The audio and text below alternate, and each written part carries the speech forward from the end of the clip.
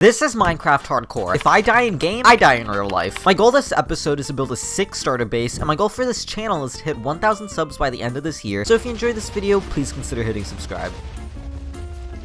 First things first, boys, we gotta collect supplies. Now, I could walk you through this section, but let's be real, we've all seen it before. So my first couple days in the world went a little like this. Wow, that was quick. Did some mining off camera, if you know what I mean. No, I actually did go mining for this. I found a village in a nether rune, so I situated myself and headed to the nether, which instantly scared me when I remembered that I was playing hardcore. I didn't want to die in real life right off the rippy skip, so I ran away with my tail in between my legs. I mean, look at this. I was making a parkour path just to avoid some hoglins. I was not ready for the nether. I got home so spooked that the first thing I wanted to do was build some walls. That required wood, so I headed over to the nearest forest and engaged in a little bit of deforestation. In fact, I hate nature, and I'm pro global warming, so this was a pretty fun activity for me. That joke was not a reflection of my character. For legal reasons, please recycle and do not throw car batteries into the ocean.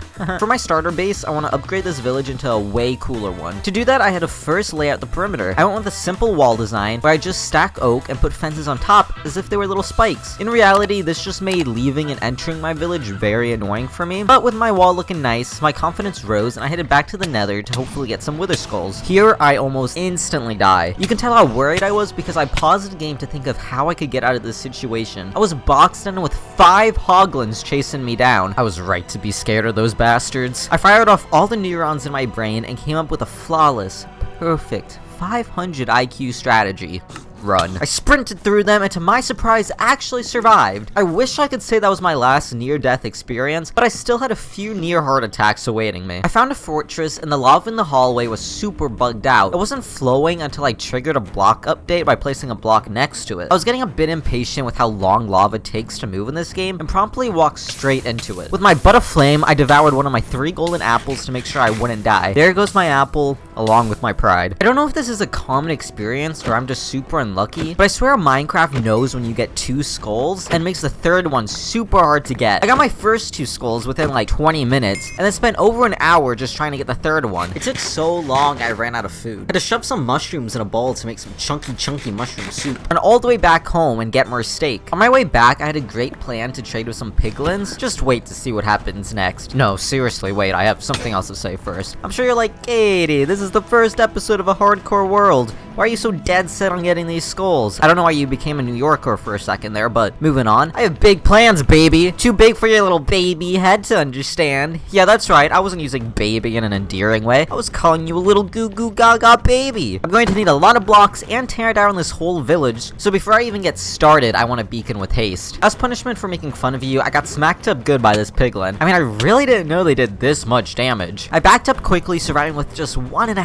hearts and a little less confidence. I wasn't done yet though. I'm a greedy boy. I got right back to trading and dug down to the corner to collect my goods when a random piglin came out of nowhere attacking me. Luckily, before dropping in, I had already mined out a staircase, so I ran out of there with neck-breaking speed, surviving once again with just 1.5 hearts. I finished trading and no longer wished to test my luck, so I got out of there and back to the fortress where I finally got my 3rd skull. Oak and birch trees are always there if you need them. Unfortunately, they are some of the ugliest wood blocks in the game. I had a vision of greatness, dark oak and spruce wood, so I headed out on a quest to find them. I got a bunch of flowers on the way, and some 1,000 blocks later, I finally arrived at a spruce biome. For some reason, I didn't record myself going after the dark oak, which was next to an ocean with a lot of shipwrecks that had diamonds, so here's an artistic representation of me going to that ocean. I was able to make a diamond pick, axe, and enchantment table, so I went ahead and dumped some levels into my pick. When you say it like that, it sounds like I just took a really uncomfortable pause between the pick and the axe part of pickaxe. I got an okay enchantment. Unbreaking 3 and efficiency 4 is nothing to scoff at, but I was curious and put my iron pick into the table to see what could be. I saw fortune 3 and decided to test my luck. I made a grindstone and de-enchanted my pick, held my breath, and took another chance. Fortune was on my side. Fortune 3 actually, and Unbreaking 3, and Efficiency 4. Now that's how you enchant a pickaxe. With my tools set, it was finally time to face the Wither. I've used this strat since I was a youngin' playing Minecraft for the first time. It's called the mole strat. Dig a really long hole underground, place the Wither, and slowly back up while attacking him. This actually went super well for me this time. Normally at least a couple heads fling themselves into my hole, but with the Wither defeated, I headed back up to build my beacon. The beacon that I did not have enough blocks for. I hit the mines looking for iron. Now that iron drops as ores instead instead of blocks, fortune actually works in iron, making this process a lot quicker. I got all the iron I needed along with a bunch of diamonds, and headed back to the surface to build my beacon and a full set of diamond armor. It was finally time to start building my base. I needed a lot of wheat for my cows, so my first goal was to build a farm area. I tilled a perimeter and placed in all the seeds I had. Looks a little weird now, but once all the crops grow in, huge fields like this end up looking super cool. I built a silo to theoretically hold my wheat, and totally left this hole open just to show you guys the inside, and not because I happened to run out of spruce wood right at the end. Next up, I want to make a booming market area bustling with villagers. Now, those of you with a keen eye might have noticed during my wall time-lapse, some of the market was already built in. Yes, I forgot to finish the left side of my wall this whole time. Let's just pretend every time we look that way, the wall is already fully built in. Anyways, I'm gonna go with this cobbled ground style for my whole area. I basically just placed down my main block and then randomly mine areas and fill them in with other types of cobble to add some texture. I recently picked up this technique of using gates as connector blocks rather than fences, which I'm very grateful for, as I never really liked how fences looked together. I went flower picking so I could make dyed wool for the covers of the stand. It's nice because it showcases that they're different businesses. These two stands would be for a potion brewer and a masoner, so I threw in random blocks that I thought would fit those jobs, like a smithing table and cauldron. I wanted to go with cute little alliteration names, so please welcome Patty's Poppin' Potions and Steve's Silly Stone Cuttery, and allow me to welcome you to the channel. Videos like this take a lot of hours, so if you're enjoying it so far, please consider hitting that like button and subscribing. Also, let me know what you think of the video in the comments below. So I won't end up boring you to death, I do some of my work off camera. I added in all my wheat to my field and added a bit of road and details around the build to make it look more full of life. Now I'm making a little cart for more detail. Oh, what's that? Sorry, my finger slipped. Check this out. Buttons on the wheels. Hey. Horse. Now riddle me this. How are we not able to jump on fences, but I can jump on this trap door on top of a block? Minecraft? Hello? Now join me for this time lapse as we finish off the rest of the market. I have a few stories in the same category to share to you guys while I build. These are the tales of how unfortunate my life is. First up, I used to work at Starbucks and sometimes work the window, meaning I would hand out drinks and take payment. Now normally I hand someone their credit card back, then gave them their drink, except this one time. I went out with a double fister of items, card in one hand, drink in the other. I don't got time to waste. This girl has better put both her hands out the car window and take these back at the same time right now.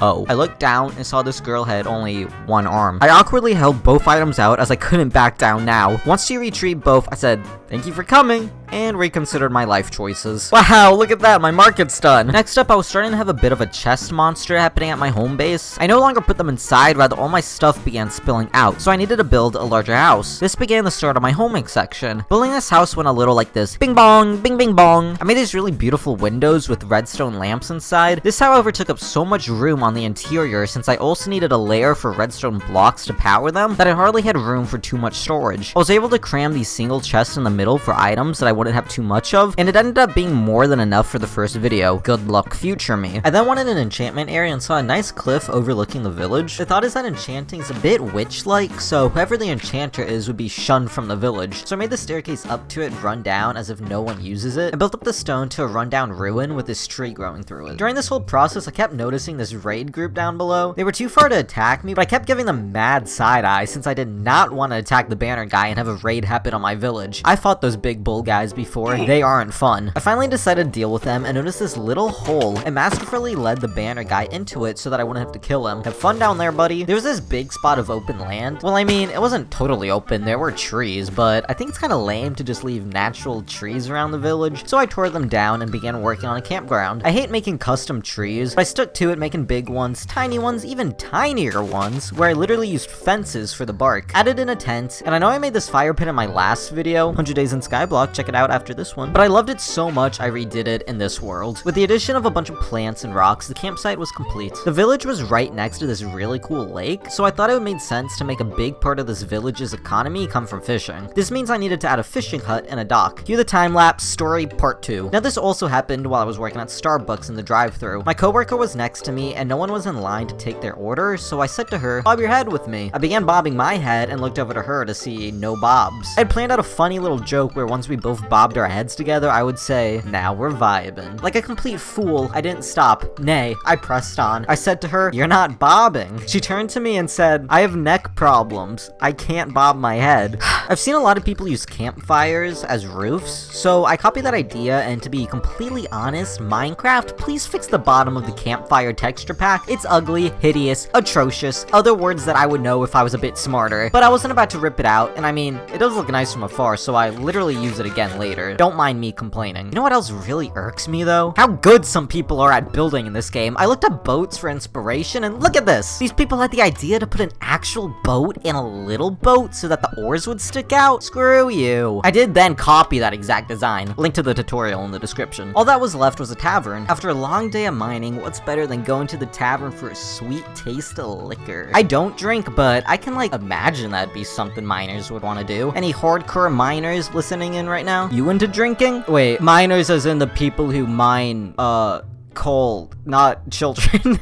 This does give us time for a final story, and perhaps my worst accidental offense. So my sister was FaceTiming my mom, and I looked over at her screen and saw my sister's new boyfriend at the time, bald, shiny head. My mom hung up and I said to her, "Why would he choose to be bald?" And she looked over at me and said, "He has alopecia." End scene. Now thinking back on it, that was an offensive question to begin with. I don't know why I blurted it out, but boy did I regret it quickly. If any kids are listening, remember, do not judge anyone's appearance like I did. But anyways, pretty basic design. I added these windows around the whole top layer, which I think looks nice. Similar design to the storage house on the bottom. For villages like this, you have to have somewhat of a consistent design so that buildings will have more of a sense of cohesion. Now I do like building, but what I'm not is an interior designer. Every building is essentially empty except for my storage and the house across being filled with furnaces. I'm not a big potion maker in this game anyway, so I didn't really need a functionality to this brewery. And with that complete, that brings us to the end. Huh, I guess that was basically just a 100 days, except I didn't record everything, so I can't clickbait that. Tour time! I turn on shaders to be all nice and fancy for you guys. That's where the brokies would live, and now coming in, we have a nice spot to leave your horse. It can have water, hay,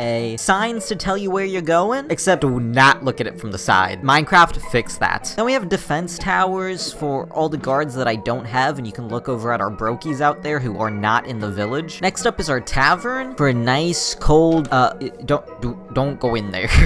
We have a little cart for our coal, and a little further we have our mine. There's a mine shaft, which isn't very complete, but if you come up here, there's a nice overlook of the village, and you can sit here, drink your coffee, relax. Coming back out to the left, there's the campsite. We have a cute little tent, fire pit, and a swing to sit still on. Behind that, we have a couple houses, which haven't been shown yet because it gets a bit repetitive building them. Here's our storage house, which you guys have seen. Another small little house overlooking the field. Coming around, we can enter the market, where we have our potions, stone cutlery, a bunch of random little details thrown around the whole base just to look nicer and bring more color. There's our cart, our fishing stand, a bunch of villagers like to hang out here apparently, and our stage for plays. Coming back towards our houses, added a nice little horse stable for our guy that I barely used. See you next time, bud. There's our silo, little sitting spot next to our fishing hut, where I added a crane to theoretically pick up any loot that the boats are carrying. This villager is just hanging out there for some reason, but look how pretty these boats with the lantern and the water in the shader pack look. Ugh, I love it. Cutting through the grass here, we have 2 more houses. This one again had the campfires up top and a little pen for animals. Nice little picnic spot. Oh,